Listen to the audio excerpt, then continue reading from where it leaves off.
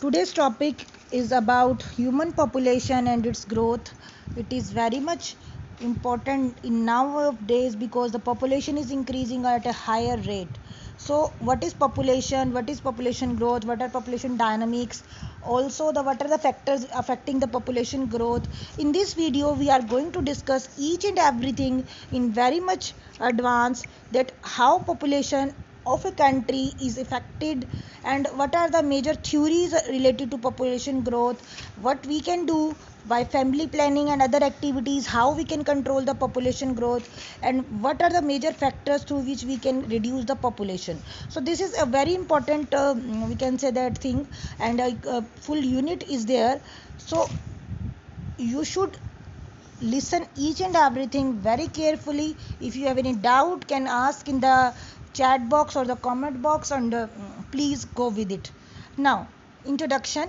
Now, what do you mean by population? Now, population word is basically derived from a Latin word which is called populatio. Populatio means people. It means आप population का मतलब क्या है?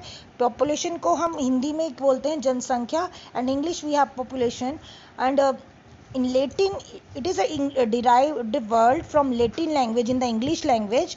Now population to forms population, and it is also talked about that it is a group of individual species which occupy a definite area. So those people or any organism, when we are talking about human population, as we are talking in this video about human population, then we told that the group of human beings or the human individuals in a particular definite area may be Haryana, maybe Rohtak, or any of the area when we are talking about. So we are discussing the population of that particular area. So keep in mind that population is geographical things. Population is taken per area. Okay, it is included the area, the number of persons living in an area, उसको हम population कहते हैं. If you are talking about human population, now population may be of any lion, tiger, any animal, any plant. So population is a general term. Okay, over here. So it is just for your knowledge that what is population. Now population growth is the growth. जब हम बात कर रहे हैं उसकी increase की बात कर रहे हैं, population growth is the we can say that increase और डिक्रीज बोथ में happen in growth. So what is the term for both? That is change. So the change in population per unit area at a particular time is called as population growth. When we are dealing, firstly in population we are taking the number of persons. So in a particular time, in a time span, what we are taking in particular time span, we are taking the change in population. Now for example, I told you that we are now living in 2021, and the present population is in this time is 135 crores. Now in 2011, it means 10 years back or a decade back, we have a population of 121 crore. So there is a growth of 14 crore people. So it is the population growth. 14 crore is the population growth. Now what is population density? Now density, as you know, it is the particular thing which is taken per unit volume also. So population density can be defined as the number of individuals, number of persons, number of people per unit area, per unit volume in an environment. So here we are taking per unit volume also. So per square kilometer per unit, in that particular volume, how many species are there. So population density is high in the metropolitan cities or the big cities like Bangalore, Chennai, and Delhi, where the number of persons living in a particular square kilometer is very much high than that of the other areas. Now population density is less in the Rajasthan and other countries, other cities, where the number also in the villages also you will see the population density is very less. In a square kilometer you will find 5 or 10 persons living only. So in what do you mean by carrying capacity? It is also very much important that maximum population. Now, carrying capacity is about the resources, where we are taking the carrying capacity with respect to resources. Now, maximum population size indefinitely supported by the resources. जो available resource हैं वो water resource है, natural resource है, कोई भी resource है जैसे कि फूड रिसोर्सेज है, एनर्जी रिसोर्सेज है, फॉरेस्ट है अवेलेबल है देयर, तो वो कितनी पॉपुलेशन को बियर कर सकते हैं, एट मैक्सिमम पॉपुलेशन को कितने साइज को बियर कर सकते हैं, for how much time is called as there carrying capacity. Now, what are human settlement? As you all know, if you start from the history or the beginning, that the human settlement can be defined as the persons living in a particular community or like city or village or town with all social, material or organization elements. मतलब उनके वहाँ पर क्या होगा किसी भी community में या किसी भी वहाँ पे मंदिर होंगे, मस्जिद होंगे, स्कूल होंगे, ऑर्गेनाइजेशंस होंगी, कल्चरल एलिमेंट्स होंगे, वो सारे सस्टेन करेंगे for a longer period of time. जैसे आप एक सिटी में रहते हो तो सिटी में क्या है, वहाँ पर आपके हॉस्पिटल्स भी हैं, वहाँ पे आपके स्कूल्स भी हैं, जिम्स भी हैं, स्पा भी है, वहाँ पर बड़े बड़े स्विमिंग पूल्स भी होंगे या रेजिडेंशियल सेक्टर्स भी होंगे, तो all sustain for a longer period of time. Then it become a city or a village or a town or something like that. So the human settlement needs natural resources. बहुत important thing है इसमें, इस point में, that हमारे human beings को settlement के लिए हमेशा नेचुरल रिसोर्सेज की रिक्वायरमेंट होती है. In the beginning all the human beings live near the river, near the river sides, like you can see that in the Ganga river, Kanpur and all the cities, maximum cities are in the UP are around the rivers. So as you know that natural resources sustain the life, so physical elements as well as the services can be sustained due to the human settlement. Now the third point, these components comprises of the fresh air, because as you all know हम वहीं रहना चाहते हैं जहाँ पर clean air हो, water हो, food हो, उसमें या शेल्टर फैसिलिटीज़ हो, सर्विसेज हो. Nowadays the people live in those areas where the education and medical facilities are good. So human settlements are according to that are changing from the villages to the we can say that urban areas.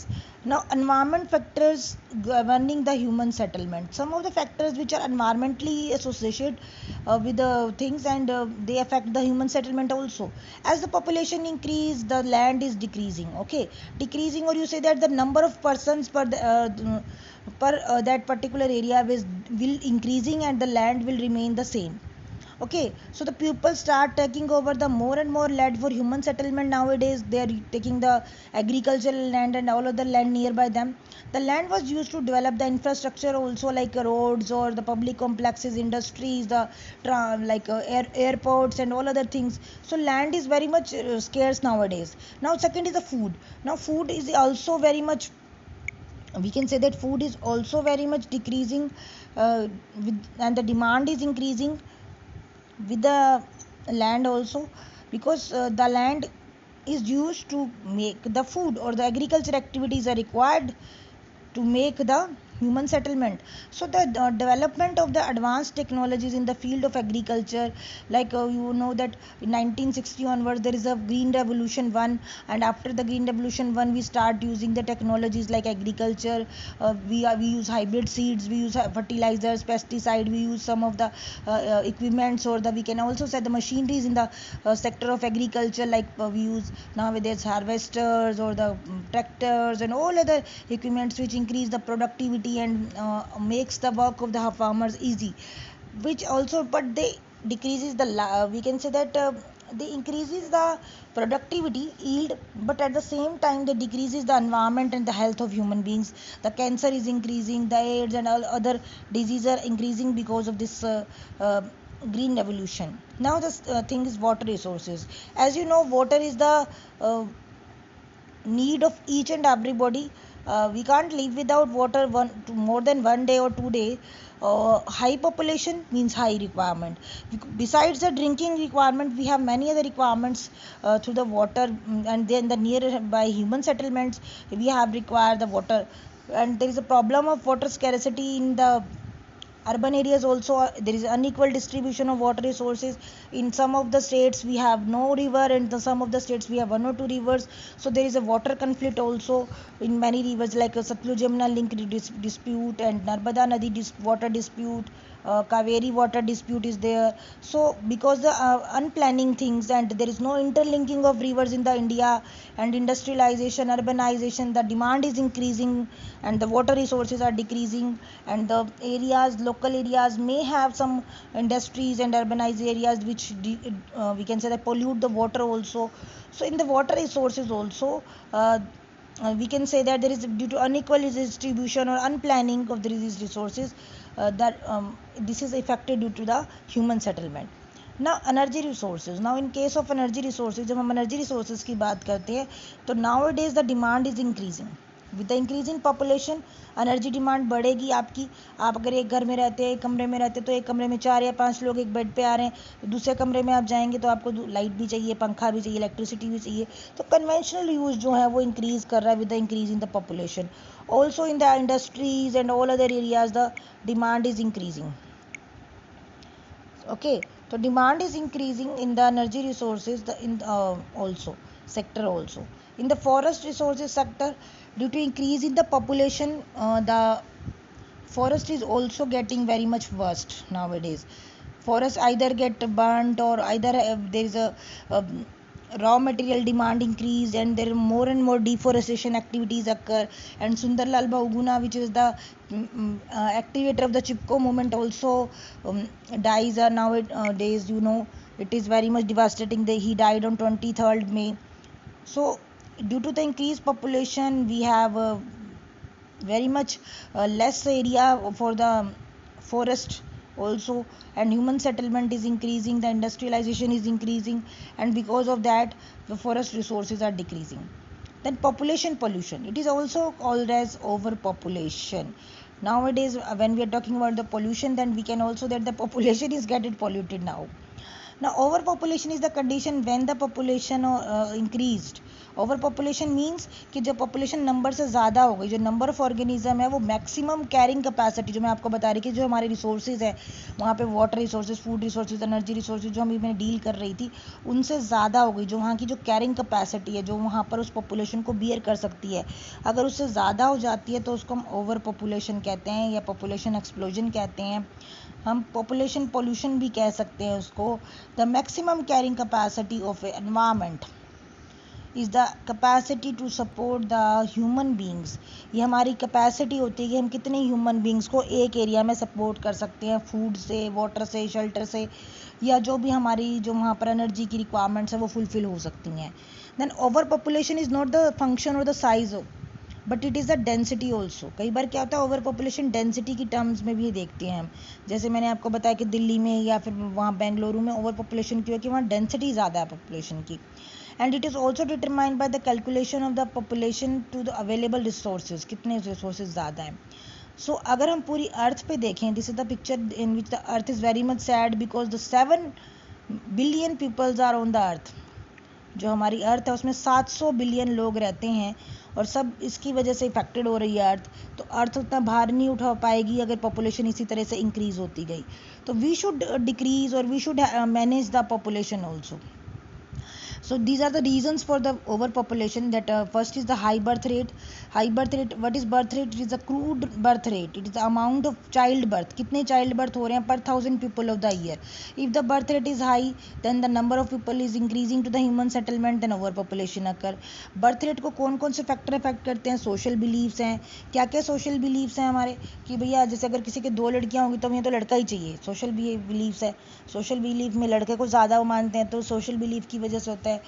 और फिर क्या है आपका रिलीजियल belief है. Religious belief में क्या होता है कि भैया लड़का ही पूजा करेगा, लड़का ही वो बनेगा, पुजारी बनेगा, या कोई काम ऐसे होते हैं जो लड़का करता है, जो क्रियाकर्म होते हैं. तो ये इस चीज़ की वजह से भी हमारी पॉपुलेशन जो है वो इंक्रीज़ करती है. मोर्टेलिटी रेट बढ़ता है. मोर्टेलिटी रेट क्या होता है कि जैसे बर्थ रेट होता है वो बढ़ रहा है तो उसकी वजह से क्या होता है, कई बार आपकी जो मदर की जो डेथ है वो हो जाती है. तो बर्थ रेट ज़्यादा बढ़ेगा तो मदर की हेल्थ पे भी इफ़ेक्ट पड़ेगा. लिटरेसी एक बहुत बड़ा कारण है, एक बहुत बड़ा फैक्टर है कि अगर लोग इलिटरेट हैं, अनपढ़ हैं, तो वो ज़्यादा ओवर पॉपुलेशन करने में हेल्प करते हैं. वहाँ उनके नंबर ज़्यादा होते हैं. Literacy will decrease the over population. then economic prosperity will increase with the less birth rate. Abortion rate also should be decreased as per our law. है ना, abortion rate should be decreased, that every individual has a right to be in the earth. Then death is also called as mortality rate. If the low death rate is there, it means the mortality rate is decreased. Now what is death rate? It different definition. According to definition, it is the number of deaths per thousand per people per year. Number of deaths per thousand people per year. We are taking about per year. Now low death rate is because the technological advancement is there. We have ventilators, we have oxygenators, we have many things due to which we want now decreasing the death rate. Due to medical facilities we are providing even to the villages also, there is a reduced mortality rate. Now other reason, what is the other reason because behind this? The average age, the nutritional level, the diet level, the housing and access to the clean water and hygienic supplies are also increasing, so that's why the death rate is also decreasing. Now migration, then migration is that the people are from villages and towns are migrating to the I told you the cities and other areas for better jobs, education, or the standard of living, or with the medical facilities. Now similarly in the developing nation, the people migrate to the developed nation, and there the population will increase, or overall population is like that, like in the London or other areas. Now illiteracy is the one of the reason through which the birth rate is increasing, and lower and the pure classes people have larger families due to the low education facilities in India, particularly in villages, due to beliefs that they want a male child, they tend to have a bigger family. Now population explosion, I told you कि एकदम से population का बढ़ जाना, increasing suddenly, and it is also called as population explosion with a short span of time. छोटे time में ज़्यादा population बढ़ना, उसको हम population explosion कहते हैं, फटना कहते हैं, जनसंख्या विस्फोट कहते हैं. नाउ पॉपुलेशन क्रैश का मतलब क्या होता है? जैसे कि गिरना. क्रैश क्या होता है? It is opposite term to the population explosion. Now what is this? In this the population of the human being decreases. In explosion it increases suddenly, in crash it decreases. Like आपका कोई aeroplane crash होता है तो वो एकदम से नीचे गिरता है, तो उसी तरह से क्रैश में जो उसका ग्राफ बनेगा, that it decreases in A short period of time. So it is different from overpopulation and economical growth. So we should go for this, that we should not have both things. Not neither we want a population explosion nor we want population crash. Both terms are very much contrasting or extreme terms. Now effect on the population explosion. क्या क्या effect होंगे बेटा अगर population explosion हो रहा है? उसकी क्या क्या हमें इफेक्ट पड़ने वाले हैं? सीधी सी बात, अगर बढ़ेगी पॉपुलेशन तो डिमांड्स बढ़ेंगी, तो बेसिक रिक्वायरमेंट्स जो है हमारी फूड की, वाटर की, या हमारे क्या कहते हैं एनर्जी की, जो हमारी मेडिकल फैसिलिटीज़ हैं. जैसे अब कोरोना के टाइम पे हम सबसे ज़्यादा इफेक्टेड क्यों हैं? Because our needs are more. people in the living areas getting less of the food, they have no medical facilities, we don't have oxygen supply.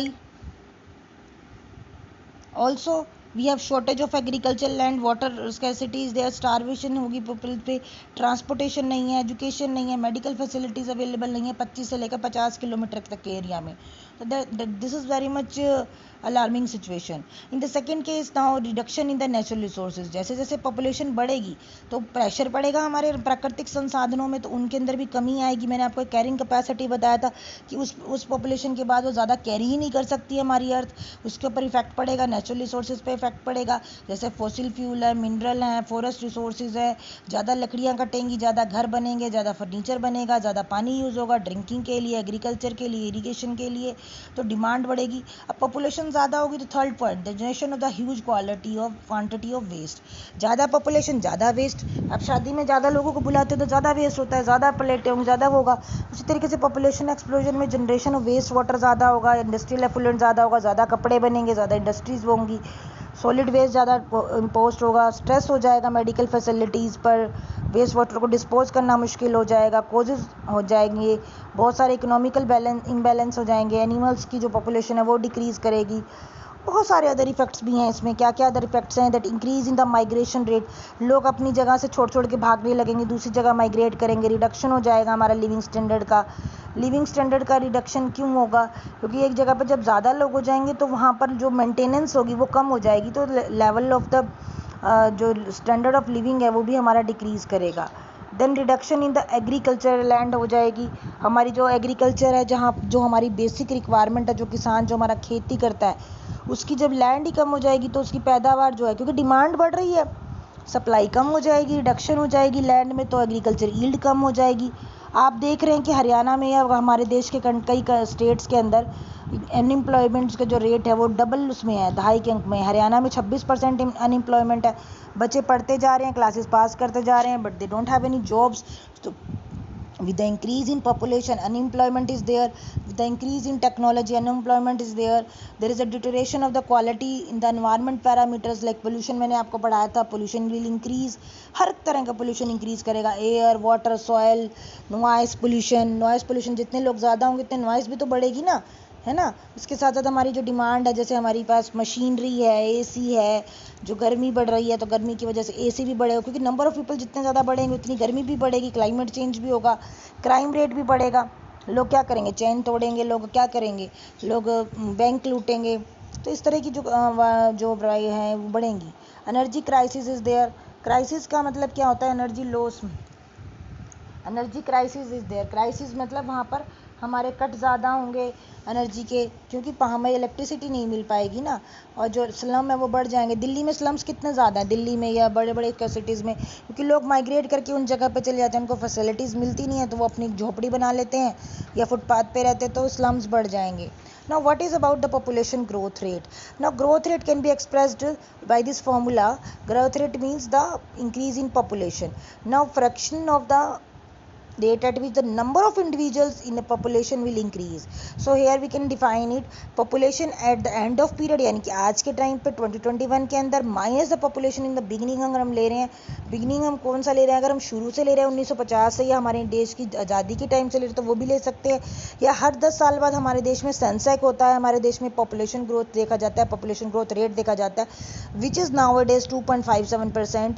तो वो कैसे निकालते हैं कि अगर हम 2021 की पॉपुलेशन देख लेंगे, 2011 की देख लेंगे, and divided by the population which is in the 2011, तो बिगिनिंग की पॉपुलेशन से उसको डिवाइड कर देंगे, जो फ्रैक्शनल हमारे पास रेट आएगा उसको 100 से मल्टीप्लाई कर देंगे, that becomes the population growth rate.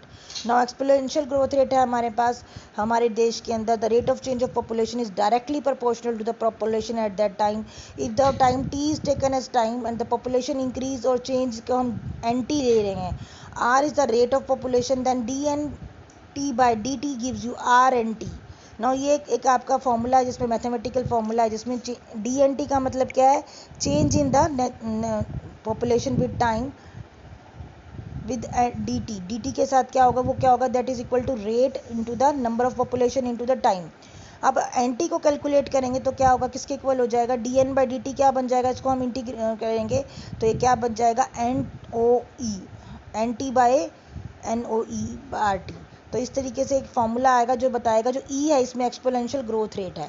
Then doubling time, कितने टाइम में जो एग्जिस्टिंग पॉपुलेशन है, अगर वो पॉपुलेशन 100 है तो वो 200 हो जाएगी, तो वो डबलिंग टाइम हो गया। टाइम क्या हो सकता है, वो 1 साल भी हो सकता है, 2 साल भी हो सकता है, 3 साल भी हो सकता है। तो डबलिंग टाइम को हम लिखते हैं टी डी। तो यहाँ पर जो टाइम टी था, जो पिछले इसमें टाइम टी लिया था हमने, और डबलिंग टाइम ने हमने इसको टी डी ले लिया है। यहाँ पर हमने नंबर ऑफ पॉपुलेशन को एन लिया था, और यहाँ पर एन टी को जो हमने क्या लिया, डी 2NO ले लिया, यानी कि जो इनिशियल पॉपुलेशन थी, जो NO थी, NO को हमने इनिशियल पॉपुलेशन लिया, उसके डबल हो गई, यानी टाइम टी के बाद जो उसकी पॉपुलेशन है वो क्या हो गई, डबल हो गई। ठीक है, तो वो क्या हो गई, 2NO हो गई। और T D is equal to 0.693 by R. ये आपको पता होना चाहिए कि टी एन जो है पर टी डी क्या है, जो डबल कब होगी, जब 0.693 बाय आपका आर हो जाएगा। This is the rate, logistic growth rate. पहले हमने एक्सपोनेंशियल की बात की थी, अब लॉजिस्टिक की बात करें। लॉजिस्टिक में हमारे पास इस तरीके के ग्राफ की भी मैं बात करूँगी कि इसमें जो ग्रोथ रेट है वो पहले क्या रहता है, पॉपुलेशन इंक्रीज कर रही है बट रेट बढ़ता नहीं है टाइम के साथ, rate remains same. So it is S shape curve, the sigmoidal curve. इसमें एनर्जी जो कर्व जो है वो डेंसिटी डिपेंडेंट होता है। It is basically occur in the big cities. Now here the rate is, the formula is D N by D T is equal to R N 1 minus n by k. Here n is the population size, k is the carrying capacity, r is the logistic rate.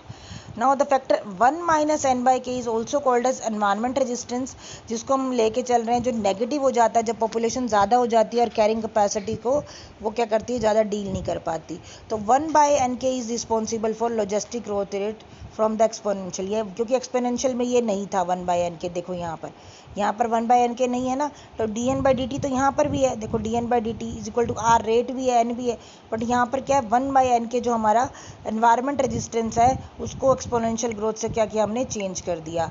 Now logistic growth rate के 3 phases हैं, phase 1, phase 2, phase 3। Phase 1 में क्या है कि population size बहुत कम है, ना के बराबर है, कैरिंग कैपेसिटी ज़्यादा है, इसका मतलब ज़्यादा इंडिविजुअल को रख सकते हैं क्योंकि वो प्रोपोर्शनल हो रही है।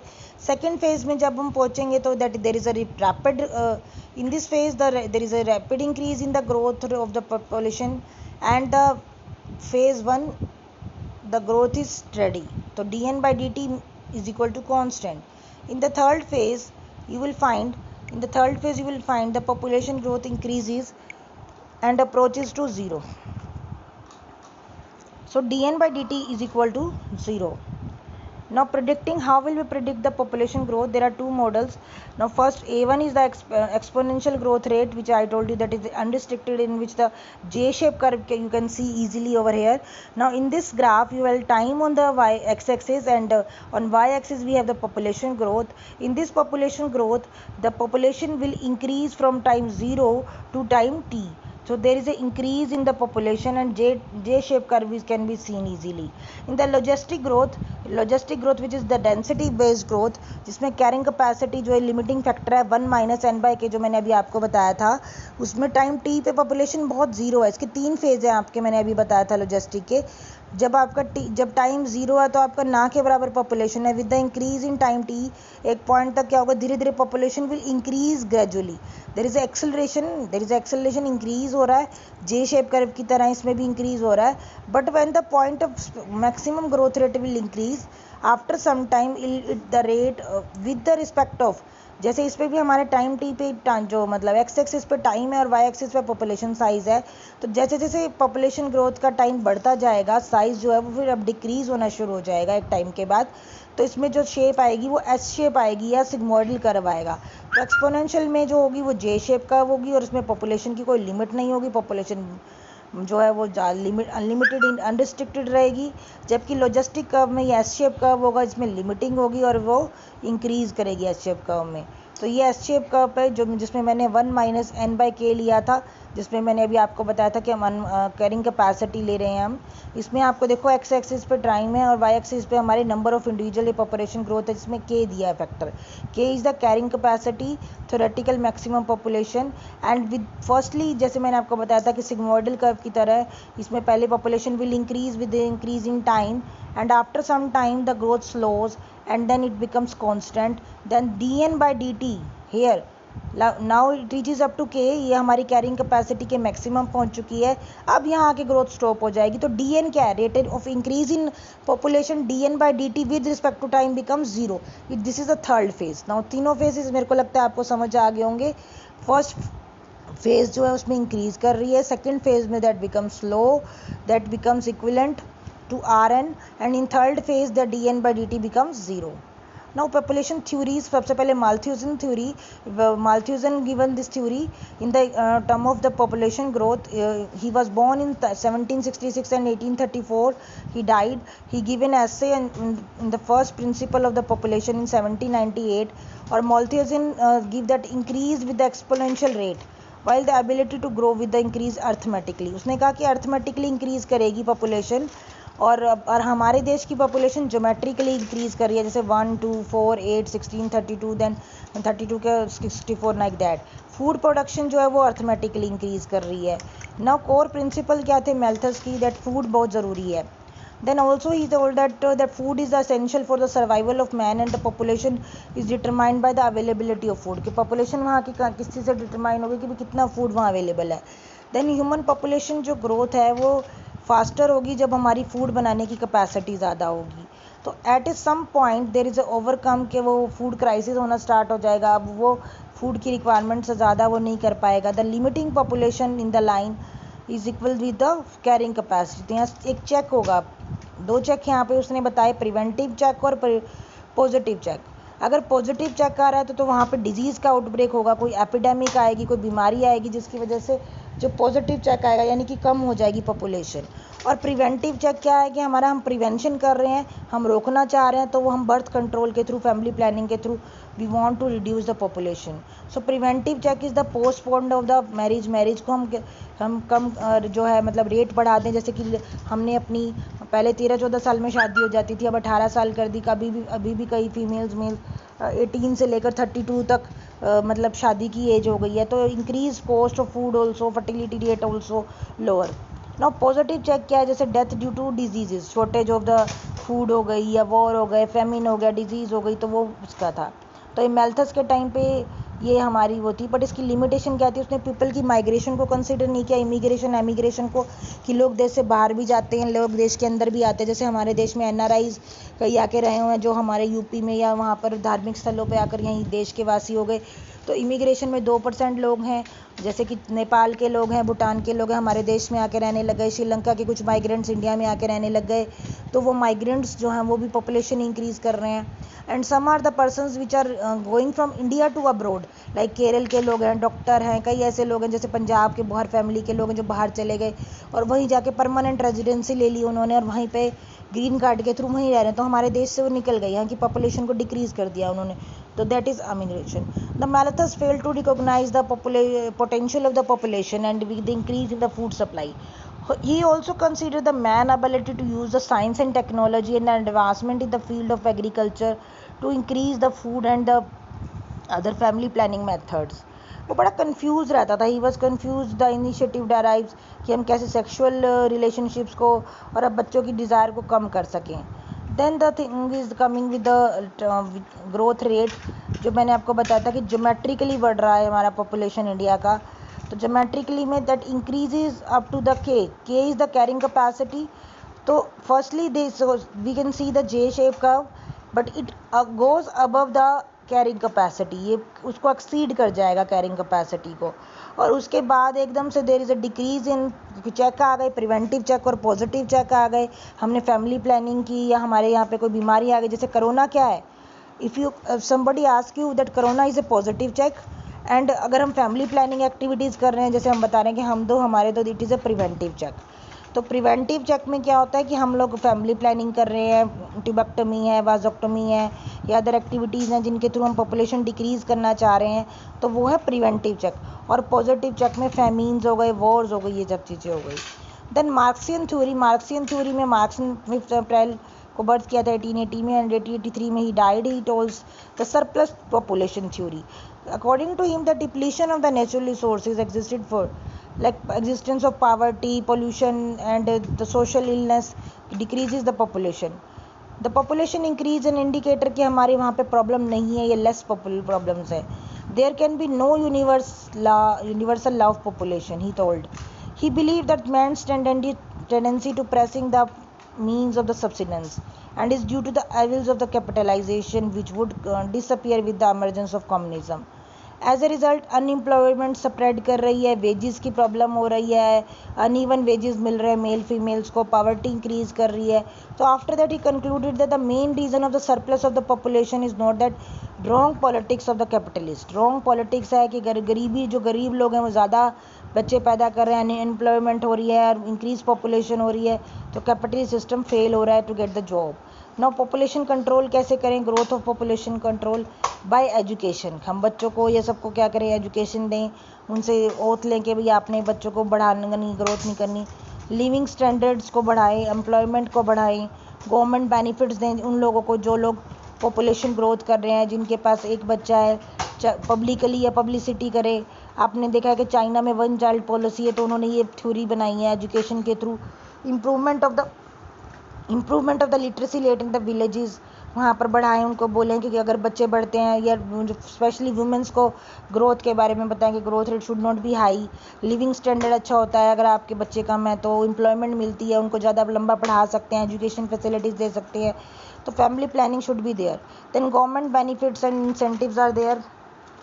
हम उनको बेनिफिट्स दें, जैसे 2 बच्चे हैं तो उनको इंसेंटिव्स दें, या 2 लड़कियां हैं तो उनको हम इंसेंटिव दें, या एक लड़की किसी ने रखी है तो उसको, जैसे हम बहुत सारी ऐसी योजनाएं हैं जिसमें एक लड़की के ऊपर 2 लड़की के ऊपर उनको शादी में या ब्याह में उनको पैसे मिलते हैं, ताकि उनको ये लगे कि हाँ कि एक तरीके का उनको एक फ़ायदा दिया जा रहा है अगर उनके पास लड़का नहीं है या वो पॉपुलेशन 2 से 3 नहीं कर रहे हैं तो पब्लिसिटी बहुत इंपॉर्टेंट है। जैसे कि हमारे को क्या नीड है, एडवर्टाइजमेंट दें लोगों को। अगर हम पहले ही बता देंगे कि बर्थ कंट्रोल कैसे करना है, उनको पिल्स के बारे में पता हो, फैमिली प्लानिंग के बारे में पता हो, उनको दवाइयों के बारे में पता हो, तो उससे बहुत फ़र्क पड़ता है।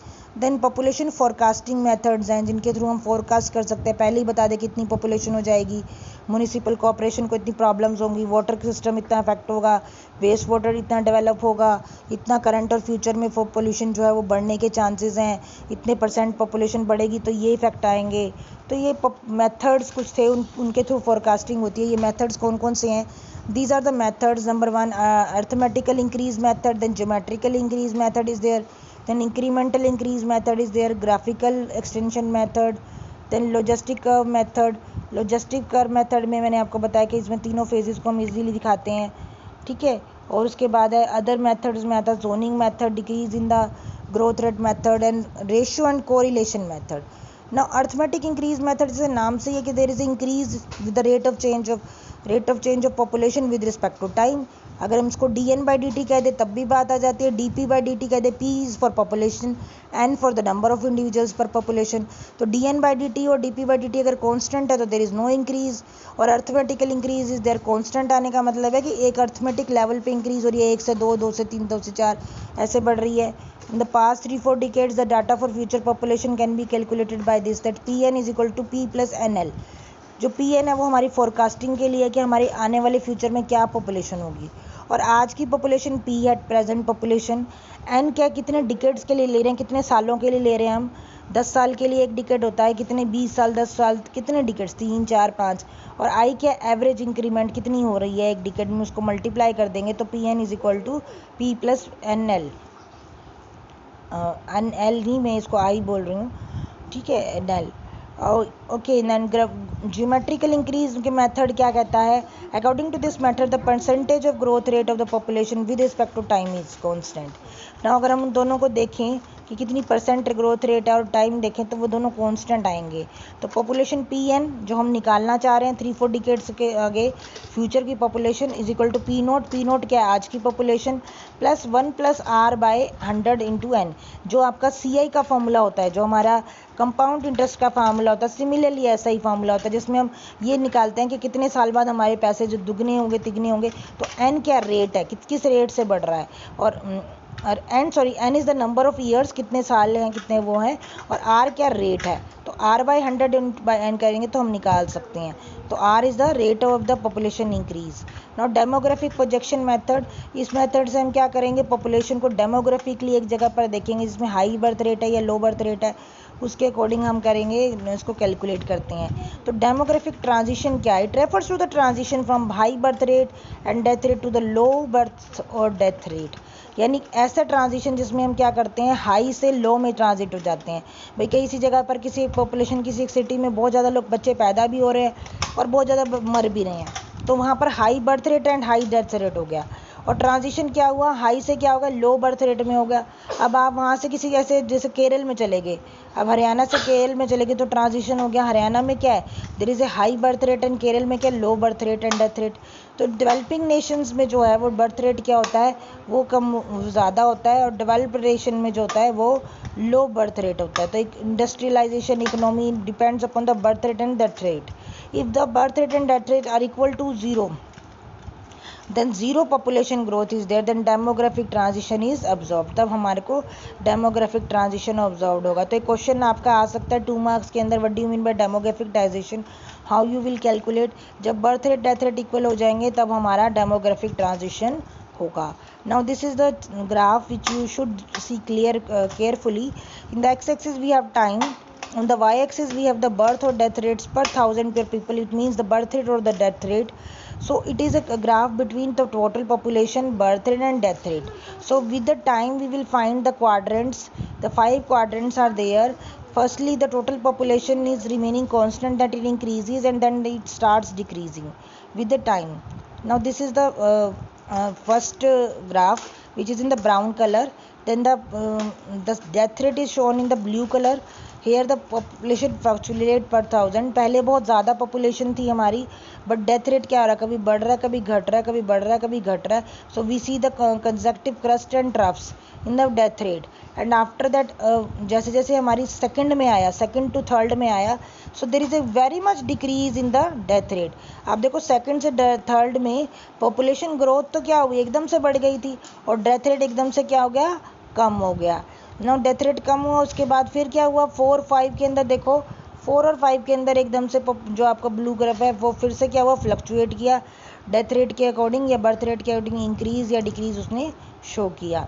तो इसी तरीके से अगर हम बर्थ रेट को देखें, बर्थ रेट को ध्यान से देखें, then we will find it is represented by pink line, birth rate, or it is also called as natality rate, birth rate, or the death rate is mortality rate. When we see that, we see the fluctuations, and in the fluctuations we see that birth rate is greater than the death rate in second to third quadrant, and after that it will decreases, वो decrease करेगा birth death rate से. उसके बाद वो क्या होगा, again there is a small crest and troughs. In death rate you will see the fluctuation is very much high or low. Okay एकदम से डेथ बढ़ेगी या एकदम से क्या होगी, डेथ कम होगी, जो फ्लक्चुएट होगी. तो रिपोर्ट इस तरह की हैं. और but in the some cases you can see that birth rate जो है वो कांस्टेंट है, और उसमें इतना ज़्यादा जो पीक्स है वो नज़र नहीं आ रही हैं. Now there are 4 stages of demographic transition. First phase, in due to the lack of awareness, the poor medical facilities and education in very low levels, or some kind of the disaster may happen to that year, the high birth rate and death rate may occur. कि भी बहुत ज़्यादा birth rate भी हो गया और बहुत ज़्यादा डेथ रेट भी होगा, क्योंकि पुअर मेडिकल फैसिलिटीज़ थी, लोगों का एजुकेशन नहीं थी, तो बर्थ रेट भी बढ़ रहा है और डेथ रेट भी बढ़ रहा है, क्योंकि मेडिकल फैसिलिटीज़ नहीं है, अवेयरनेस नहीं है. सेकेंड फेज़ में क्या है कि जो मैंने आपको बताया था वो 1 2 3 4 5 वाले. इन सेकेंड केस में डेवलपिंग नेशन में क्या हुआ, क्योंकि हमारे यहाँ तो ग्रोथ बढ़ती है मेडिकल फैसिलिटी उसके, तो डेथ रेट तो एकदम से कम हो गया, बट ठीक है, बट हमारी population will start increasing like जे लाइक कर, वो बढ़ती रही. ठीक है. In third phase you can see, जो 5 फेज थे, थर्ड फेज में भी अर्बनाइजेशन, इंडस्ट्रियलाइजेशन, और due to increase in the natural resources, और जो हमने ह्यूमन को एजुकेशन दी कि अब अपनी कोक को बचाएं, अपने बच्चे को बचाएं, तो वो भी ऑब्जर्व हुआ, जिसकी वजह से पॉपुलेशन ग्रोथ जो है वो हमारी इंक्रीज हुई. देन फोर्थ फेज में दोनों ही कम थे, लो थे, birth rate as well as death rate. तो उसमें हाई लेवल ऑफ स्टैंडर्ड आ गया, तो वहाँ पर लोगों ने बच्चे पैदा करना भी कम कर दिया, जॉब थी तो उनकी डेथ रेट में भी क्या हुई, कमी हुई. इनके पास पैसे थे तो वो लोग अच्छा इलाज करा सकते थे, मेडिकल फैसिलिटीज़ थी, तो दोनों ही कम हो गए, बर्थ रेट भी और डेथ रेट भी. फिफ्थ फेज में क्या है, it is developed in the countries, big countries like UK and other countries, where the population तो आज कम होने लगी है, तो वहाँ पर प्रेसिडेंट लेवल आ गया, जहाँ पर ज़ीरो पॉपुलेशन ग्रोथ है, नेगेटिव टू ज़ीरो आ गई है. The population theory can not predict correct future present population, but वो फिर भी क्या होती है, करेक्ट पॉपुलेशन को नहीं बता सकती. And the factors like the population migration also be affected. Now is in this curve you can see that in the first step stage 15 से लेकर, इसमें एज का ग्राफ दिया हुआ है, high birth rate with respect to the fall in the age. जितनी ज़्यादा हमारा बर्थ रेट ज़्यादा हो रहा है, देखो ब्लू वाला देख रहे हो, इसमें ब्लू और रेड कलर का है, इसमें ब्लू जो है वो मेल्स हैं और जो पिंक कलर है वो फीमेल के लिए है. ठीक है. तो फर्स्ट स्टेज में वो एक्सपैंड कर रहा है, 15 से वो बना इंक्रीज कर रहा है, 65 तक आते थे कम हो गया. तो इस तरीके का ग्राफ आपको मिलेगा, सिग्मोइडल टाइप का graph. In the second stage we it is also expanding, but we have a triangle like curve in which high birth rate and fall in the death rate, as well as the standard of living is also increasing in the middle age. तो वहाँ पर जो death expectancy है यहाँ कम थी, और यहाँ death expectancy longer life को शो कर रही है, क्योंकि यहाँ पर ये ब्रॉड हो गया, यहाँ पर क्या हो गया, ब्रॉड हो गया. तीसरे में आ जाओ, third is the stationary phase. Stationary phase में मेल फीमेल्स बोथ के केस में डिक्लाइनिंग बर्थ रेट हो रहा है, ये नहीं कि मेल ज़्यादा मर रहे हैं फीमेल ज़्यादा मर रही हैं, उनका रेट क्या हो गया, बढ़ गया. देखो पहले क्या थी, आपकी एरो शेप कर्व थी, ऊपर जो थर्ड फेज था उसमें कैसी कर्व थी, और अब कैसे हो गई, ब्रॉड हो गई. तो more people living in the old ages, जैसे कि इस टाइम पे ये किसकी है, चाइना की ऐसी कर्व है जो डेमोग्राफिक ट्रांजिशन है. फोर्थ फेज के अंदर है कंट्रैक्टिंग. कंट्रैक्टिंग में क्या होगा कि अगर मेल फीमेल्स दोनों का बर्थ रेट भी कम है, डेथ रेट भी कम है, इंटरडिपेंडेंसी ज़्यादा है, लाइफ एक्सपेक्टेंसी ज़्यादा है, तो ये यूरोप के अंदर या इंग्लैंड के अंदर इस तरीके का कर्व हमारा दिखता है, और हमारे देश में जो है वो इस तरीके से ट्रायंगल वाला दिखाई देता है। तो इस तरीके के आपके कर्व्स दिखते हैं। देन पॉपुलेशन स्ट्रक्चर किन किन चीज़ों पर डिपेंड करता है? Population structure will depend upon the infant mortality rate. Infant mortality rate in which the number of deaths जो बच्चों की हो रही हैं, जो बच्चे पैदा होते हैं पर 1000 per year is given. Now increase in the population is because the crude birth rate is greater than the crude death rate. जब पॉपुलेशन इंक्रीज तब होगी जब बर्थ रेट इंक्रीज करेगा with respect to the death rate. Sex ratio क्या है? It is the number of females per 1000 of the males. कितनी females हैं 1000 आदमियों के ऊपर, उसको हम सेक्स रेशियो बोलते हैं। टोटल फर्टिलिटी रेट का मतलब है कि कितने बच्चे पैदा कर सकती है womens in their life span. और एज स्ट्रक्चर में क्या है? 14 साल तक प्री प्रोडक्टिव होता है, प्री रिप्रोडक्टिव।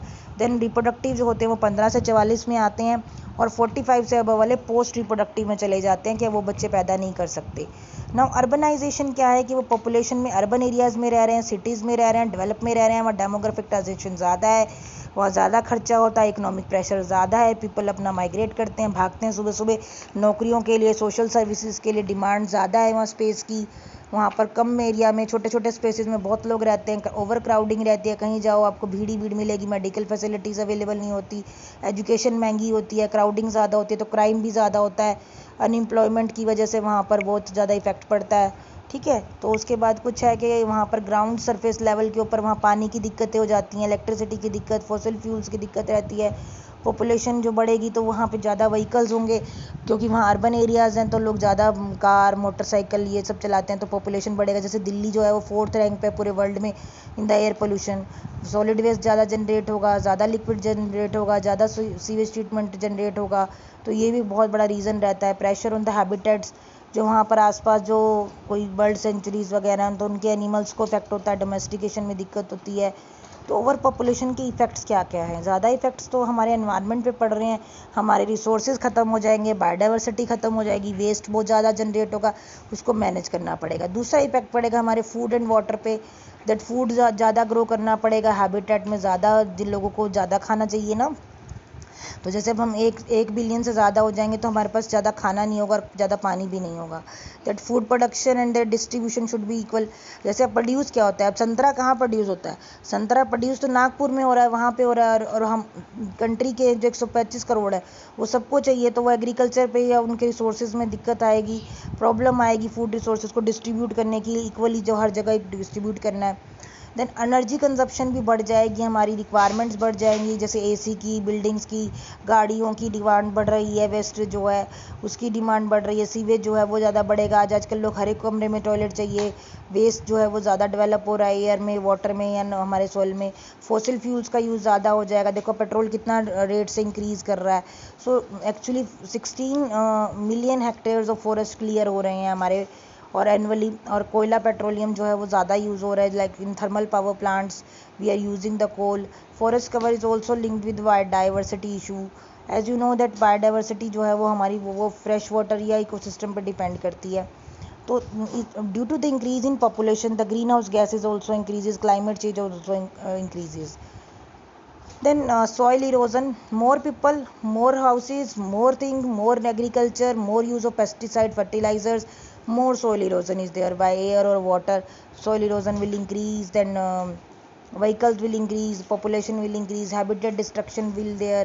बहुत सारे habitats ख़त्म हो जाएंगे, एनिमल्स के, प्लांट्स के, ईगल के, उनका क्रिटिकल फेज आ जाएगा हैबिटेट का, वो प्लांट्स सर्वाइव नहीं कर पाएंगे, लोग सिर्फ घरों में की टी गार्डन या उनमें रखेंगे उन लोगों को। Loss of habitat result in the encroachment also, like हमारे माउंटेन्स में लायंस या डियर्स या कैवटोस नहीं दिखाई देंगे।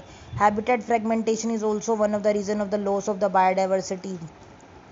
रोड्स बना दी जैसे, या फिर बीच में कहीं आपने बड़े बड़े एयरपोर्ट्स बना दी जिसकी वजह they have to migrate to the other places, and due to broken in places fragmentation of that particular area, the alteration that area, animals की जो पॉपुलेशन है दैट विल डिक्रीज।